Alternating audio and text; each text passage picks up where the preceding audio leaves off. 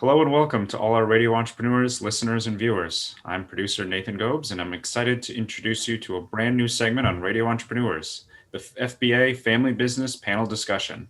Before we get to our esteemed panelists, I'd like to mention this show's primary sponsor, the FBA.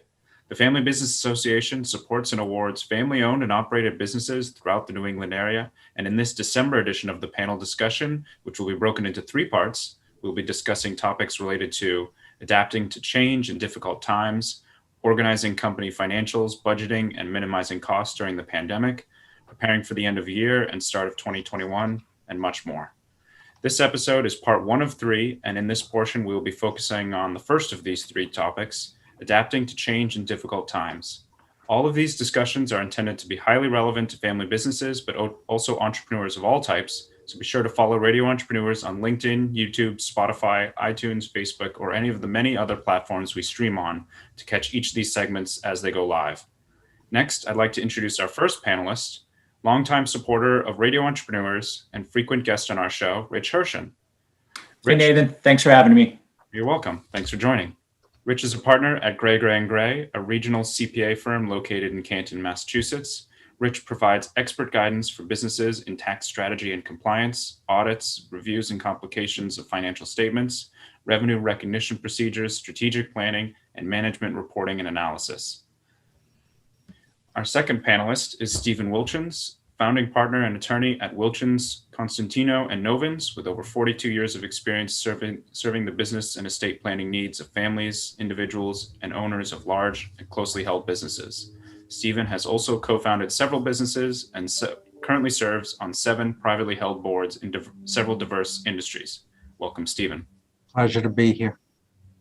And our third panelist for this segment is Christian Stone, Vice President of Private Banking at Cambridge Trust.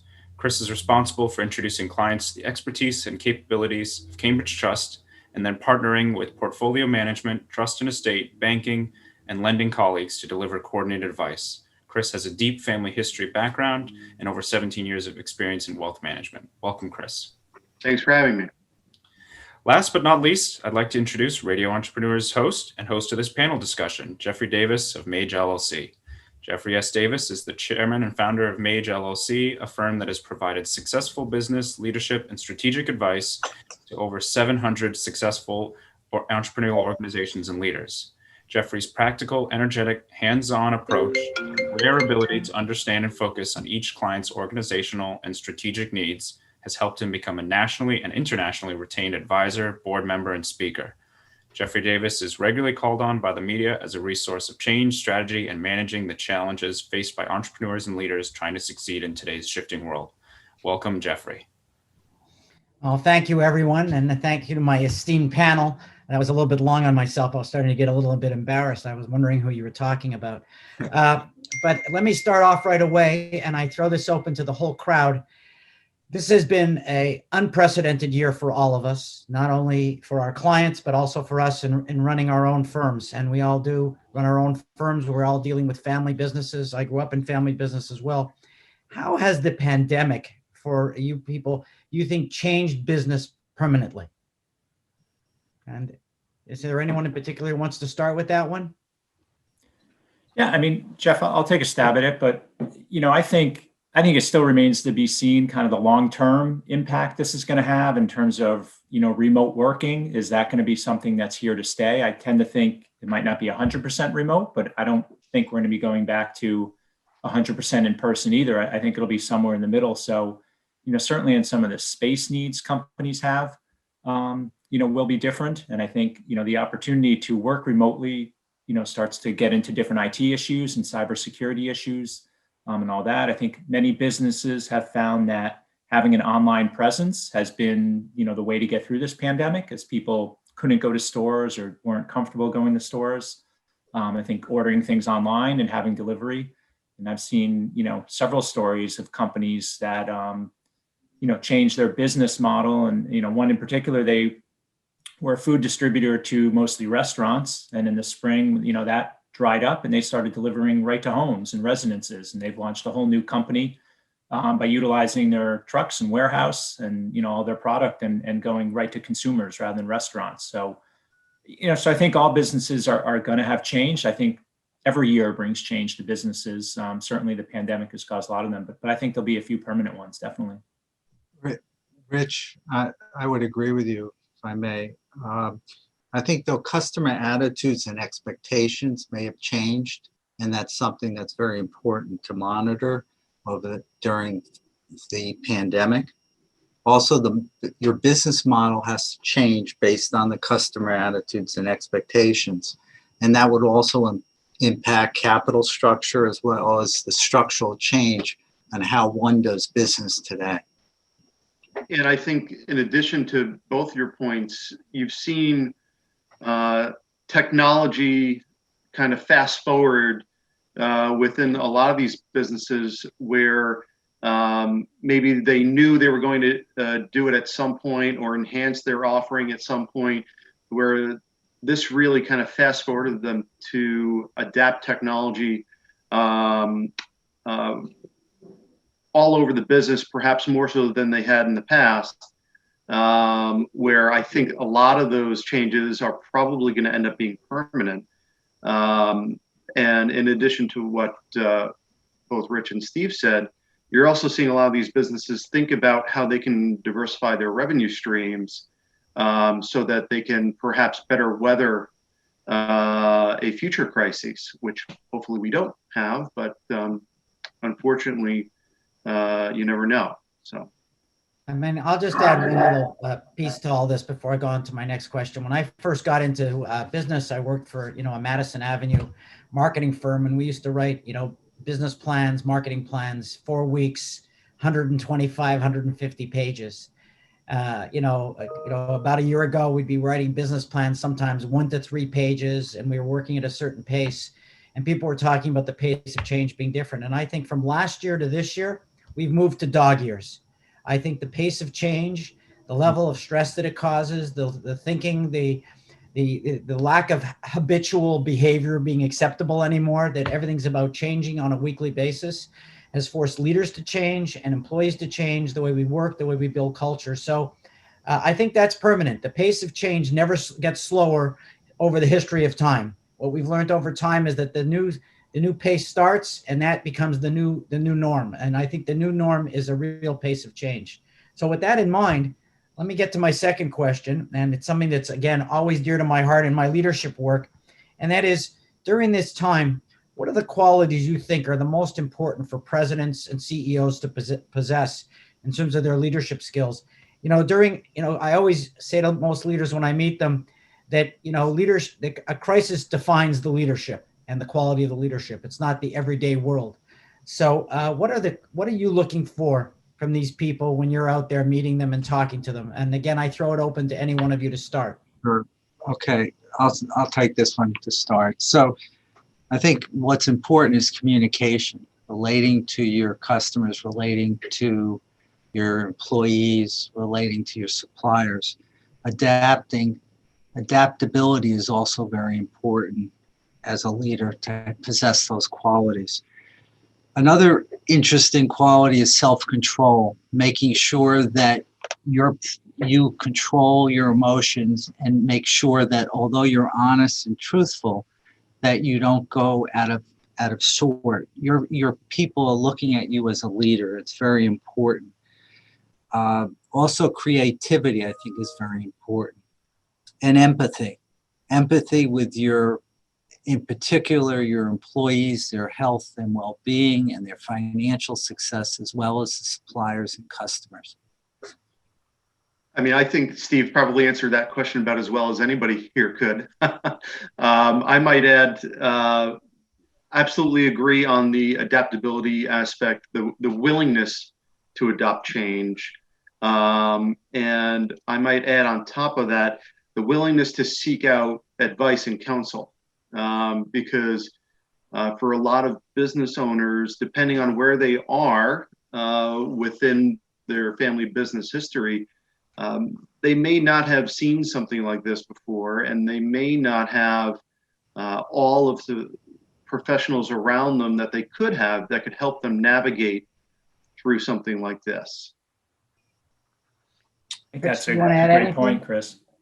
Of just, letting go, maybe putting down your ego and knowing that you might need help to get through this. I mean, this pandemic's new for all of us. And so I think a good leader can recognize that. But I think, Jeff, you hit the nail on the head a few minutes ago when you were speaking of saying 2020 has caused the need for a lot of change. And I think, as Steve and Chris both said, adaptability and being a leader that can change and can change quickly and can rally the troops behind that change, I think is hugely important.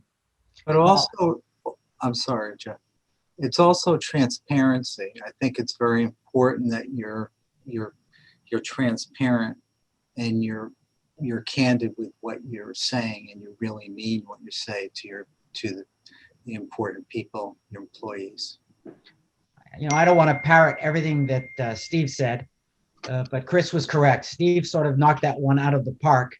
And if I were to put a little cherry on your list, Steve, because I think it's worth our entrepreneurs writing them down, it's about character. And the qualities that you mentioned are really the qualities of a character leader, of a leader of charactership. And I think that's really important right now. And these times are really showing who the good leaders are and who are not the leaders. And I think that's important. The next question, we can all address it from different perspectives. My first thought was Rich Hirschen. I'm not trying to pick on you, Rich, because it talks about headcount.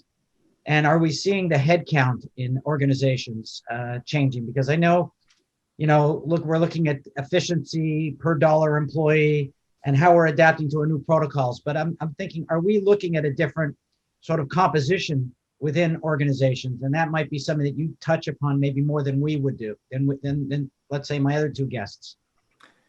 Yeah, I mean, I think headcount is being impacted with, some companies' revenues are down, and, in order to make ends meet and make sure the business can survive, they've had to have some layoffs. So that's happened. But even in companies that have been able to weather that storm, I think, in some cases it's different workers. So, maybe a business wasn't online very much, and this pandemic has caused them to get online, and they might need some IT support. With companies that are working more remotely, they might need, more cybersecurity experts and things like that. There may be more, with trying to separate people and making sure they're socially distanced, that may cause more people. So I think every business has been impacted some way, which, in many cases led to changes in maybe not the number of people, but the qualities of the people or the actual positions have changed. But every industry is a little bit different. Right. I don't know, Chris, if you see that from a banking perspective, and Steve, if you see that from the law firm perspective. I know I'm seeing it because we're talking all the time about strategy. What's our go-to-market strategy? How are we servicing and communicating with clients efficiently and effectively? My work tends to be a little bit more focused on that top line number. Rich is about protecting the fort and looking at that bottom line number, maybe a little bit, what drops down a little bit more. But I know that's important to the banks as well. Yeah, I mean, from a banking perspective, I think generally speaking, family businesses tend to be more debt averse because they've got a longer time horizon, and I think they're really cognizant of having additional cash on hand nowadays, and they're wanting to make sure that they take care of their employees. I think family businesses tend to be really protective and really care about the people that work for them, because many of them, yes, they're family members, but other folks within the business that have worked there for a number of years are like family to them. And so I think what you're seeing is maybe a rethinking about how companies might think about debt, might think about using it to supplement what they're doing from a business perspective, from a capital infusion perspective as needed. But you're seeing people step up and wear different hats. You're seeing the patriarch or the matriarch really try to figure out ways to keep the business going with little impact to culture and morale and some of the folks that have stayed with them through good times and bad. Well, I'm going to jump into, Steve, if that's okay, I'm going to jump into our next question because we have a long list and I'm trying to be the time guard for all of us, and I apologize for that. I think both Chris and Rich and Steve, again, who hit the gong, relates to our next question because it's really about culture. And for me, all studies have shown always the culture beats strategy, funding, market on a 3-to-1 basis. And, how do we keep employees engaged during this time? What are you all seeing? I know for me, that's a big part of my work every day, but I'll let you guys go first. I don't want to steal, your flame. I think what's important is how is the business leaders and management connecting with their employees? I think they really need to have a direct line, especially with the people that are remotely working. How are your employees engaged? Are they actively engaged or are they remotely engaged? And I think that's very important. And what management also has to do is how does management recognize the people that are going through the difficult times that they're dealing with as a caretaker, as a parent, as someone helping their children with, a single parent. So I think part of that issue is being more understanding as a manager or as an owner of a business with your employees as they balance life in the real world. Yeah, I think, what I found is just the personal touch can go a long way. And so at our company, we've been working remote for almost 10 months now. And so you don't see people in the office, you don't have that personal interaction. And we found just not picking up the phone, clicking on the Zoom button and connecting with someone just one-on-one to check in and say, hey, how's it going? Not even necessarily work life, sometimes just, personal life, how they're doing. But I think just showing that you care about the people and just being there and just being a reassuring voice and checking in and taking an interest in them, I think goes a long way and helps with the culture. Yeah, I think the small things these days go a long way. Even if it's just sending a gift basket to your employees to say that you're thinking about them, or providing different benefits that maybe are more advantageous now than maybe they weren't previously.